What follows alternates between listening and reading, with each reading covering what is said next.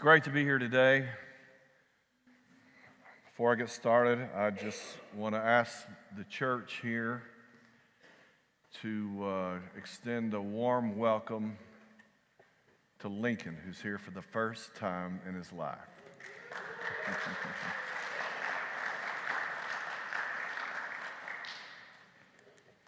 If you don't know it, he just happens to be my newest grandchild. Today starts part two. This sermon is part two of a two-part sermon. And I'm sure some of you were not here last week. Man, you missed it.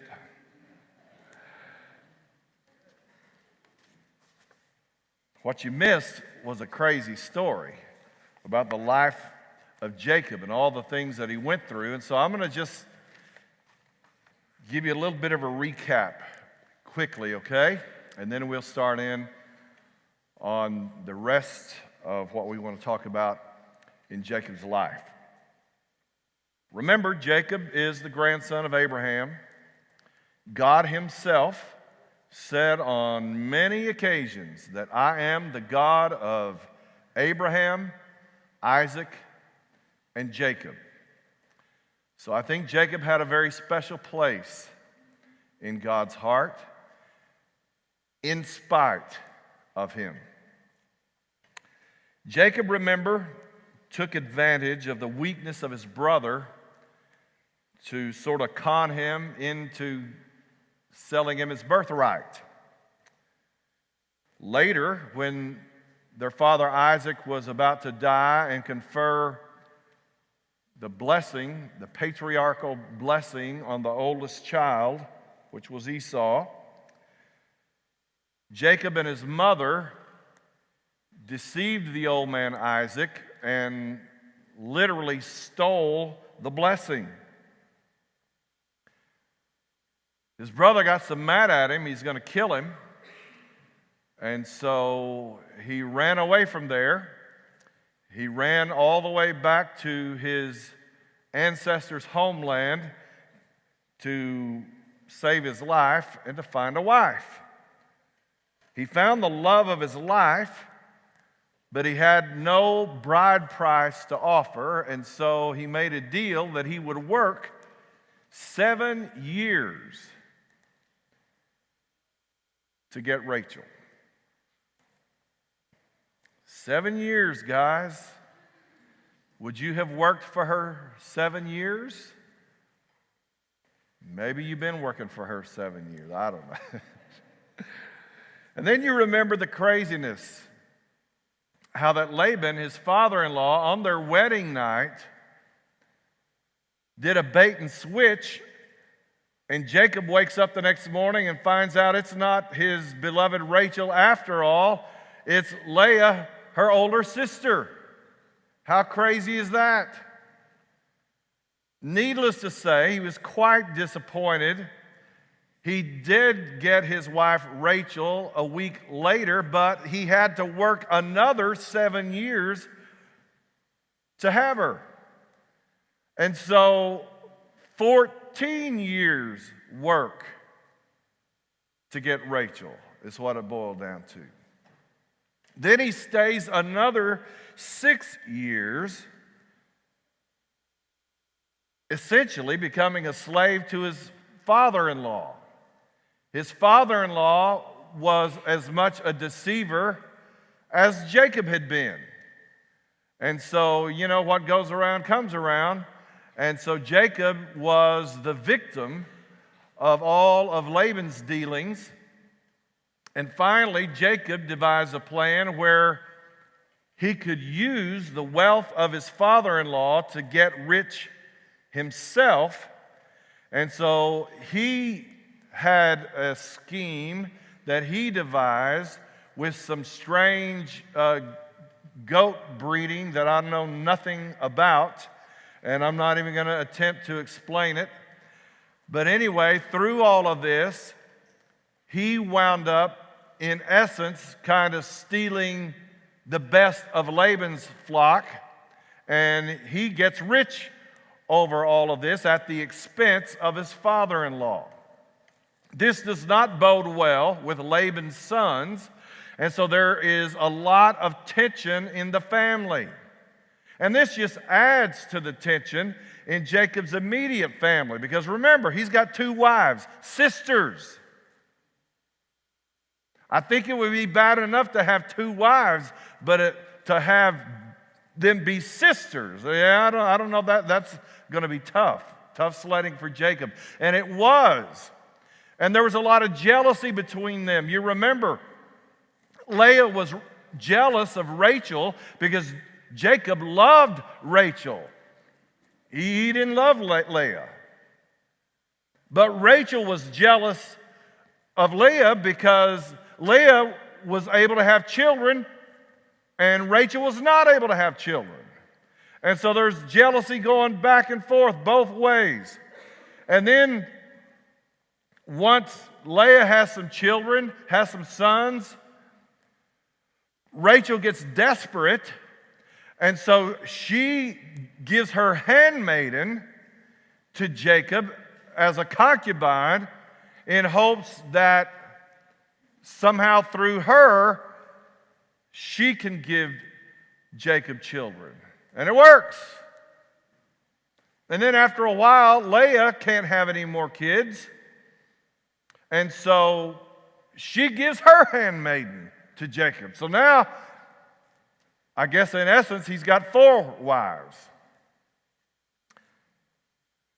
Gets confusing, huh? They could make a movie out of that for sure. So anyway, then there's this crazy story about the mandrakes. Mandrakes were sort of a tomato-like yellowish fruit that really was an ancient fertility drug. That's what that was. And so then there's a let's make a deal thing going on here that gets weird, and there's all kinds of strange going-ons in that family, a lot of dysfunction. Then there was some sibling rivalry and all this stuff going on. So,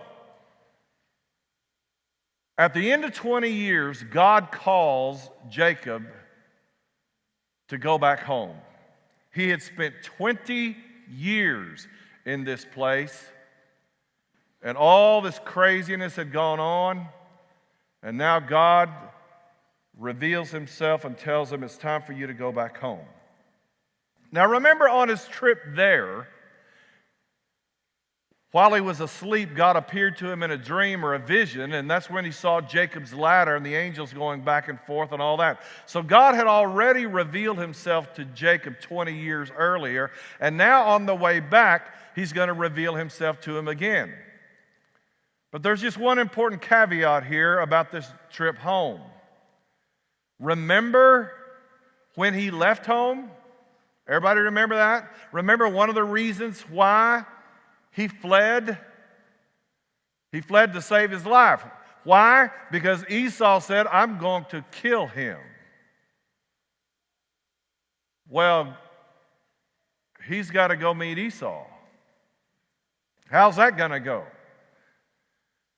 We hadn't texted in 20 years. I don't know what Esau's doing. I don't know how he's thinking. I don't know how he feels. I don't know what awaits me. And he obviously is very afraid. He's worried sick about what's going to happen. He doesn't know the kind of reception that he's going to get from Esau, his brother. And he's very disturbed about it. And so he devises a plan, another one of Jacob's schemes, another one of his plans to save his own hide. So he divides all of his possessions, his family members. He has 3 groups here. And he puts them in this group according to preference. And of course, that means Rachel's going to be last. But anyway, he's hoping that if Esau has it in for him and Esau tries to kill him, maybe he won't get past the first or second group, and that'll give Jacob time. Jacob's going to come at the back, you know. Real brave character here. He puts his, he's got, you know, it's kind of like when Luke gets scared at night, and Olivia wakes him up and says, "What's that? I think somebody's trying to get in." And Luke says, "You go see." That's kind of what's going on here with Jacob, you see. And so he's going to stay at the back, and he's going to hope that he can save his life if things turn out bad with Esau. So that's where we are in the story. And now we have the strangest wrestling match in history. Are you ready to rumble? How about wrestling with God? So Jacob is alone. He's staying all the way at the back. He's alone by himself. And he's having trouble sleeping. I guess we all might have trouble sleeping if we thought this might be my last night on earth,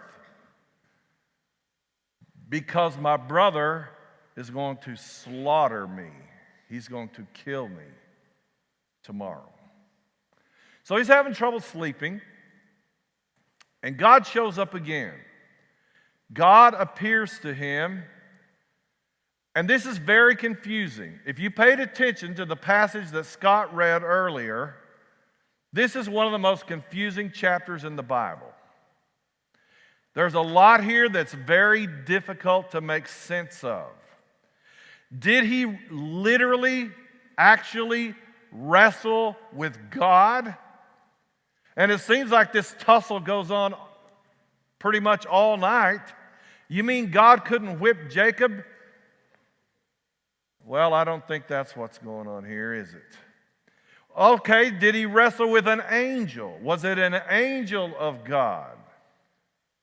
Well, even so, could Jacob win a wrestling match with an angel? Because in a way, it looks like Jacob won the wrestling match when you read this, right? Jacob gained the victory. So how do you win a wrestling match with God, or how do you win a wrestling match with an angel? Remember, the one story in the Bible, an angel killed 185,000 soldiers in one night. I don't think Jacob wrestled with that angel.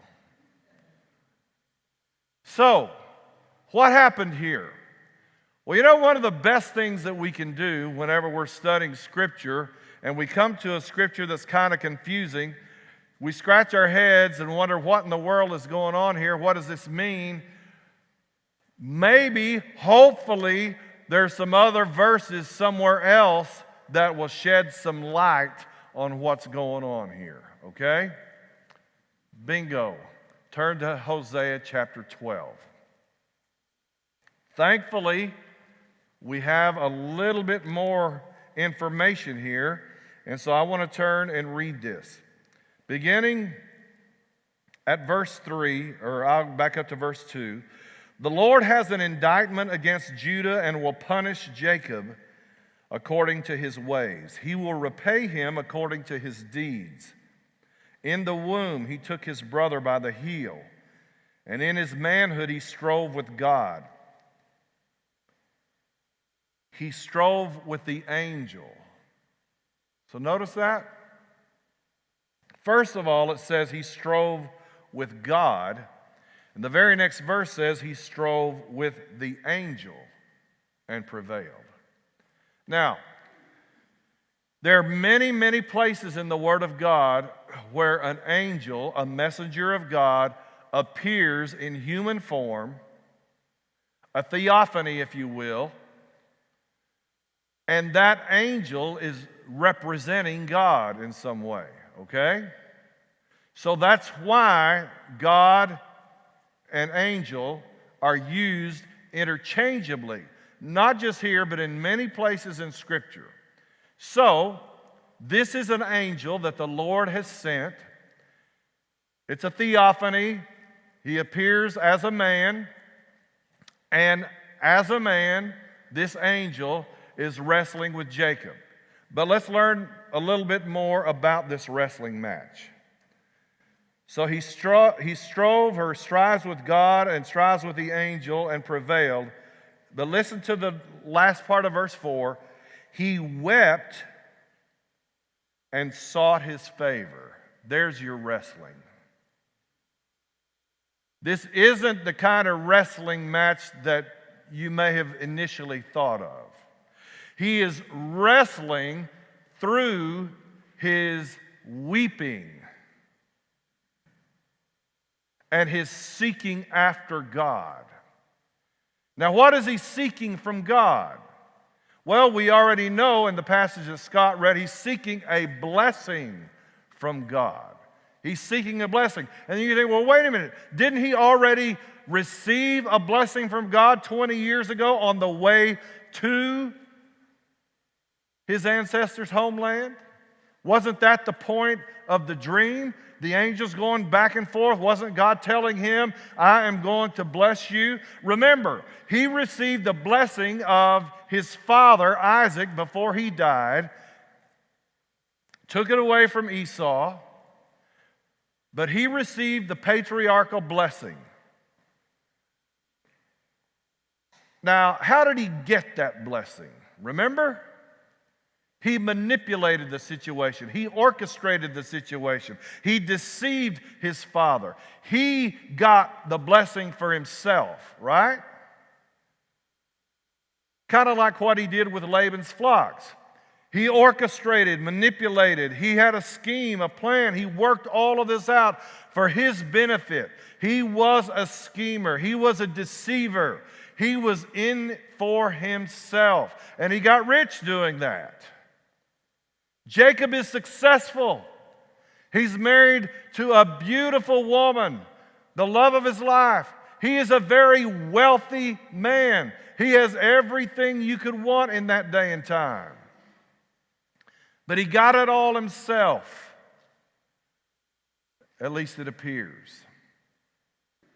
And the problem he's facing now, as he's having a sleepless night, worrying about what his brother's going to do to him the next day, is that now he's up against a situation he cannot manipulate this. He cannot orchestrate this situation with Esau. He has no control whatsoever with what is going to happen the next day. He doesn't know what's going to happen the next day. And so, notice, in the story, it's the angel who comes to Jacob. So, it is actually God who seeks Jacob, not the other way around. You see that? And God is seeking Jacob in the moment of Jacob's weakness. And in the striving, the angel, by a touch, now this shows what the angel could have done if he wanted to, but just by a touch, he essentially dislocates Jacob's hip and disarms him further. But he's telling Jacob, okay, this is over, I'm done. It's almost daylight. It's time to move on, get out of here. Wrestling match is over. But Jacob says, no, I'm not going to let you go. I will not let you go until you give me a blessing. What blessing do you think Jacob is interested in at this moment? Why do you think he's been weeping? Why is he crying? Why is he worried? Why is he afraid? The blessing that Jacob is seeking from God, please save me from Esau. Save me from my brother. Save me from what's going to happen to me tomorrow. Now remember, he set all of these flocks up, all of these animals, all of his wealth, if you will, at the front of a line. So he's not worried about the wealth.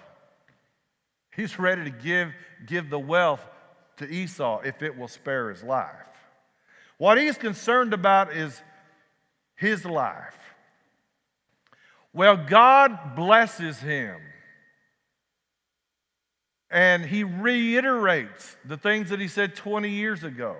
He reiterates some things that came from the mouth of Isaac, his father, when he received the blessing there. But this time, God gives him a blessing. He doesn't get it for himself. He gets it because God gives it to him. And one of the reasons it appears from the text, implied in the text, is Jacob prevails. In other words, he did get the blessing from God. That's what that means. That doesn't mean he beat God in a wrestling match. It means that he received the blessing that he sought from God. But he did so because he didn't give up. He kept on asking and pleading and begging and crying. Have you ever been there? Have you ever had a time in your life where, in spite of all the things that you had done in your past to control, to manipulate, to maneuver, to intimidate, to get people to do what you wanted them to do, to orchestrate the situation where things would turn out the way you want it to turn out? No more. You're in a situation you can't do that. You don't know what's going to happen. You're afraid. You have doubts. You have anxiety. What are you going to do? What's going to happen to me? How's this going to work? And so, because of that, you do what you should have done a long time ago. You cry out to God in your weakness, in your humility, in your self-knowledge that I can't fix this, I can't make this work, I don't know what to do, I need help. And you cry out to God, and that's how you wrestle with God. Lord, bless me. I'm not talking about blessing me with wealth. I'm saying, Lord, in this situation, in this difficult moment, in this trying time in my life, when I am helpless, I need you to step up. I need you to step in. I need you to do something. I need you to help me. I need you, God. And you don't give up. It reminds me of the importunate widow in Luke 18. The Bible tells that parable where this woman, she just kept on and on and on every day asking the judge for mercy in her case. And finally he said, I don't care anything about this woman, but she is driving me crazy. I'm going to shut her up and do what she wants. Well, God's not like that. But God is fully aware of our intensity. God is fully aware of the enormity of our need and our desire. And we are God's children. And He cares about those things in our life. He cares about us. He wants to bless His children.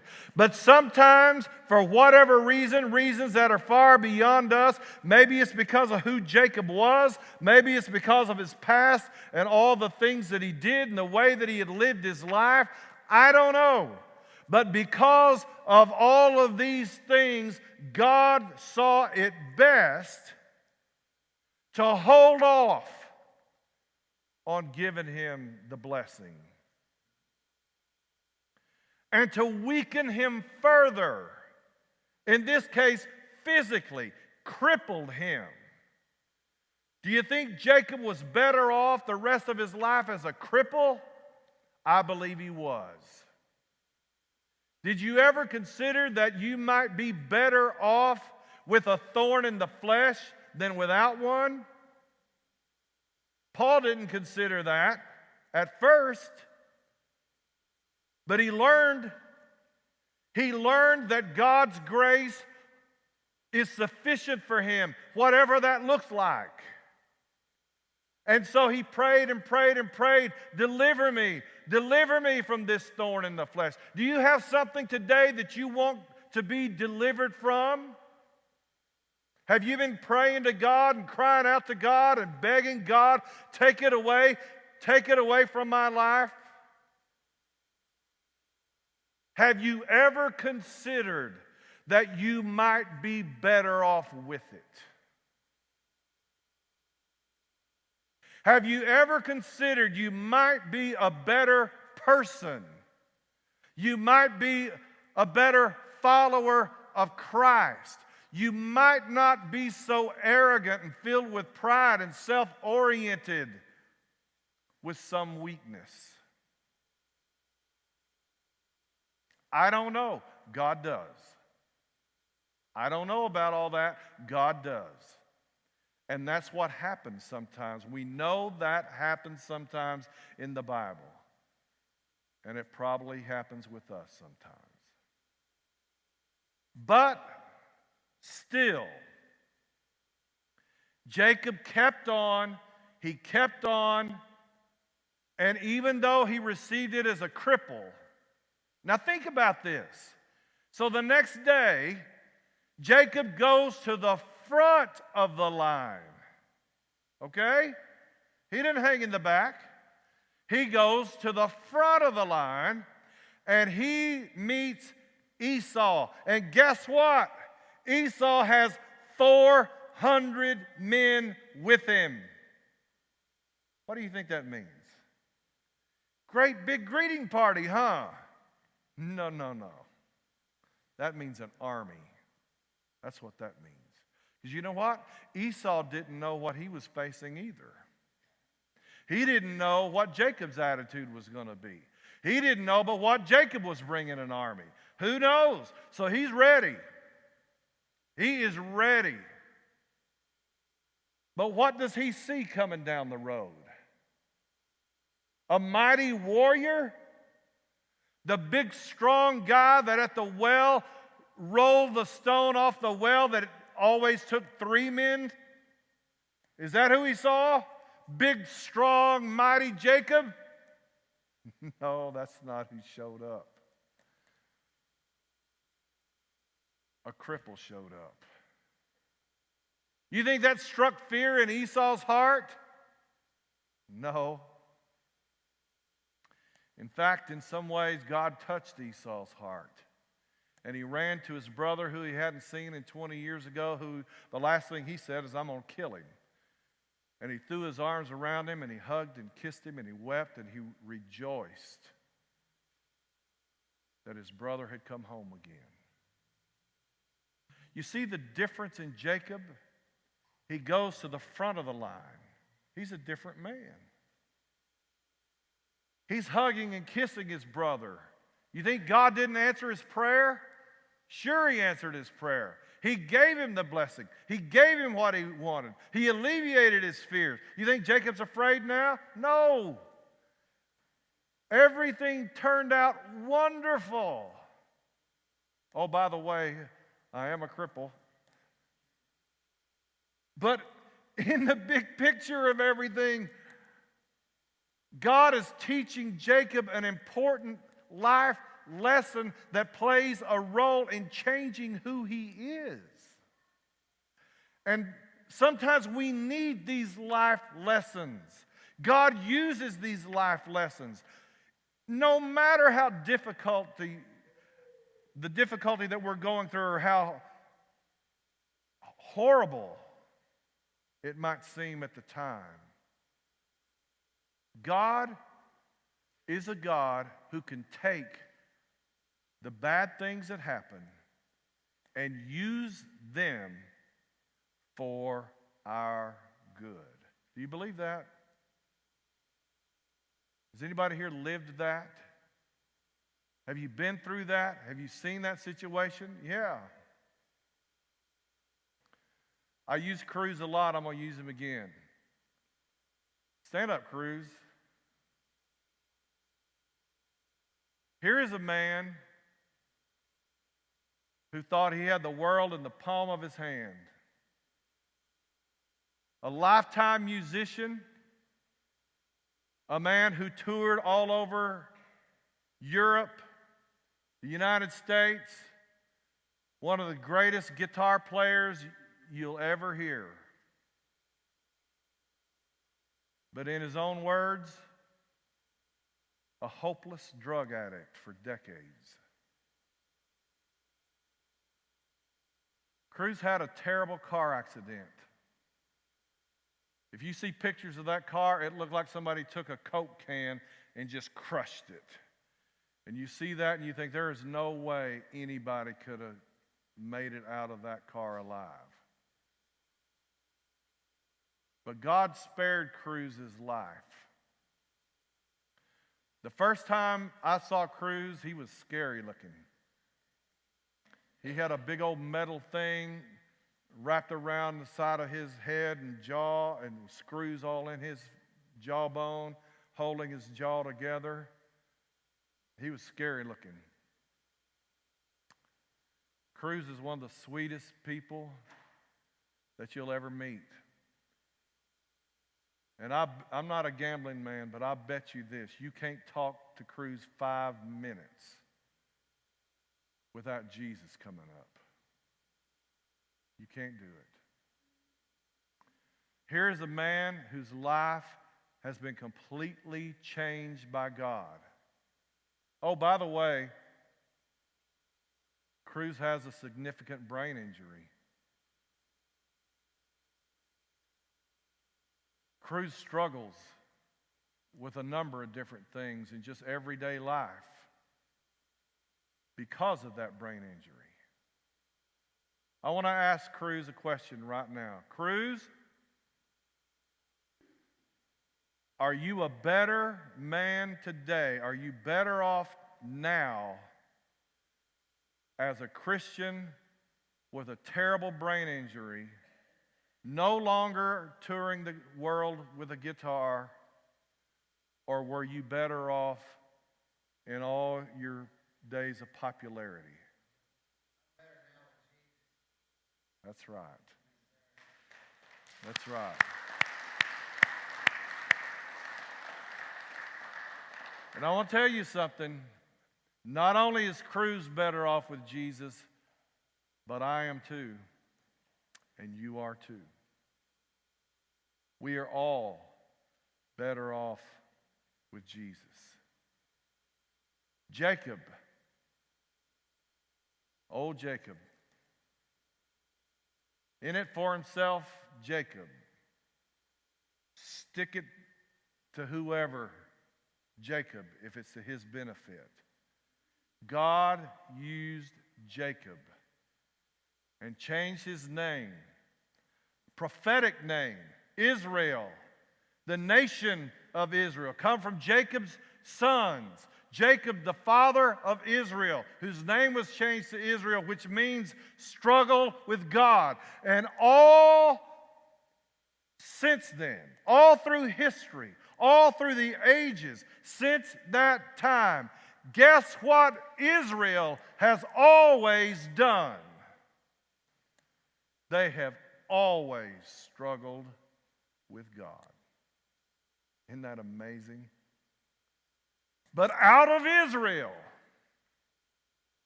out of Jacob, out of Israel, the greatest thing that's ever happened in the history of the world has happened.